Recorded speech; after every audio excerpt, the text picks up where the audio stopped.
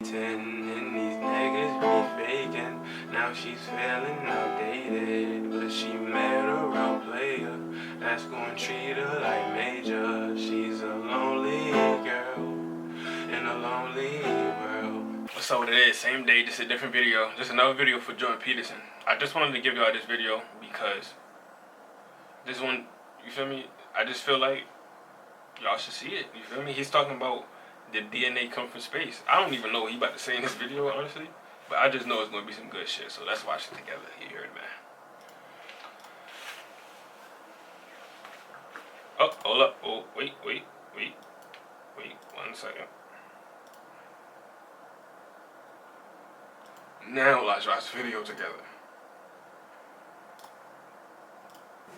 You know, and you hear a lot about scientific reductionism, but I'll tell you something that's kind of interesting, and it's a tangent too. You know, the guy that discovered DNA, I think it was Watson, and it's Watson and Crick, but I don't remember who wrote this book, but one of them, I don't remember which one, he believed that DNA was so complicated that it had to come from space. He didn't believe it could have possibly evolved on Earth.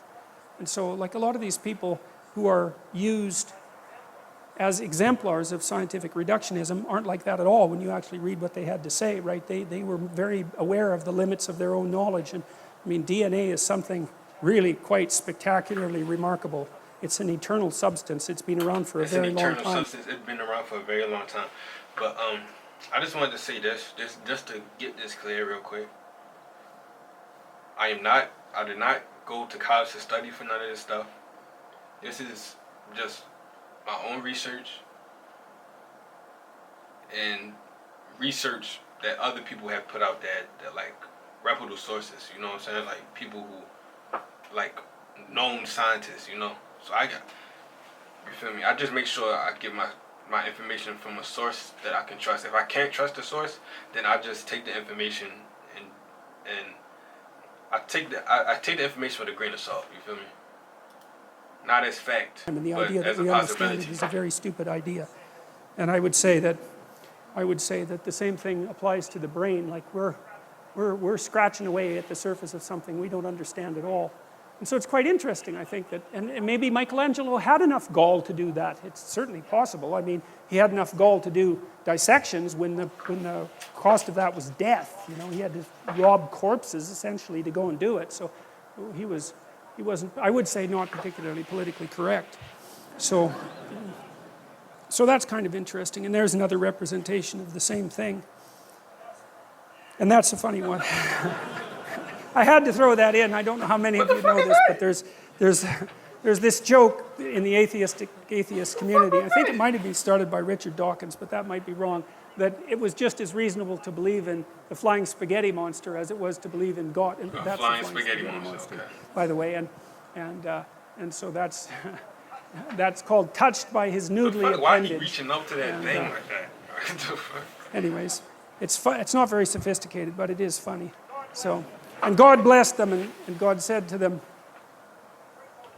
"Be fruitful and multiply and fill the earth and subdue it and have dominion over the fish of the sea and over the birds of the heaven and over every living thing that moves on the earth." Hold up. And God I want said, to get to the... "Behold, I have given you every..." I'm juicy parts, you feel me? I'm about to skip. I see. I did a lot of counseling work with people who were, coaching work, I guess, with people who were fairly spectacularly successful, and they were usually workaholics. You know, they're the sort of people that were like, they'd work 80 hours a week, just non-stop. That's just what they were like. And one of the things we were always trying to figure out was, well, how much should you work? Because one answer is you just work till you die, right? I mean, you just exhaust yourself. And well, that's not a good idea. And then you have to figure out why that isn't a good idea. It's got to be something like this, is that you don't want to do so much work that the amount of work you do interferes with the amount of work that you could still do. Let me just say this. This is about to be off subject, but let me just say this real quick. You were not born to work. What I mean by work, I mean work. You was not born to go to school, go to college, and then go work for somebody that told you to go to school and go to college so you could work for them. You was not born for that, right? But you was born, you do have to do some kind of work in your life so you can progress. every, like, life on this planet is about progression and keeping things healthy, keeping things in divine order.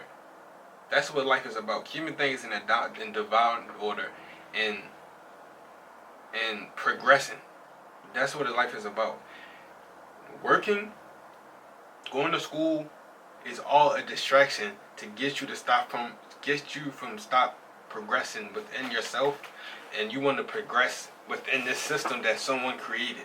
Everything that you do today, another man created. And, like, for example, everything you do to your phone, watch TV, going to work, going to school, going to a fast food restaurant, all this stuff is man-made, right? None of this stuff is real. Anything man-made can be taken away immediately. All this stuff we have can be gone just like that. But it will not be gone just like that. The sun will still be there. The earth will still be there. Unless all this stuff is destroyed, then nothing here will exist. But like I said, though, the sun will still be there, the earth will still be there, the trees will still be here, the animals, everything will still be here, right? Everything that belongs here will still be here. You feel me? So, work is just man-made. Someone created the work week, 5 days a week, 8 hours a day. A man created that. You feel me? Working is not a part of divine order is basically what I'm trying to say. Working is not a part of divine order. You have to work because a man created a system to force you to work in order to provide for yourself. Okay? But everything is work in today's society because everything is man-made. If you want to be a singer, that's work. It's still some form of work. You still want to have to do things you don't want to do, or you might have to go to the studio a day you don't want to go to the studio. You still have to put in that work, right? Everything is work. But when you put in that work, you don't want to waste your time putting in work for someone else. When you be putting in that work for yourself, is basically what I'm saying. So, like, if you have music, like, say you a musician, you a rapper or whatever, you working for yourself. You're still working. You're just working for yourself, which is a good thing. You feel what I'm saying? That's still a good thing. But we shouldn't have to work. We shouldn't have to go to work in order to get fruit. Fruit is free. Mother Earth gives us fruit for plenty of fruit for free. It grows naturally. Okay. We shouldn't have to be getting money to pay for fruit. You feel what I'm saying? If I want to go build a house right now, I should be able to just go build a house. Why? Come on, bro. You feel what I'm saying? But let's continue watching this video. Right? Because if you work like mad for 2 weeks and then you have to lie in a hospital bed for a month, that obviously isn't very productive. So you have to figure out how much you can work diligently and then how much you have to... Another thing I wanted to say. Because he talking about production right now. When you putting in all that work, and effort into something else that someone has made for you, and you're not putting in that work into yourself, that's taking away the amount of time that you can be productive for yourself. Now that time is given to someone else to increase their production of what they're making. They giving you money. Money ain't worth anything. We buy money. We use money to buy things we should have naturally. You feel what I'm saying? Fruit, water, all this stuff should be free. You feel it? Shelter. I should be able, like I said, if I want to, I should be able to go get some axes and stuff, chop down some trees, and build my own house if I want to do that. I should be able to do that. You feel what I'm saying? Come on. Recuperate so that you can get back up and work again. And, people have basically settled on something like this and given it the divine imprimatur. That's one way of thinking about it, which is, well, you can toil away for 6 days, and no wonder because you have to work, but you should rest at least 1 day out of 7 because otherwise, well, you don't appreciate life. That might be part of it. And plus, I think it's more a matter of iterability, because one of the things that defines morality is the capacity to repeat something, right? So if something is properly structured in a moral manner, then you can do it over and over and over again without any degeneration.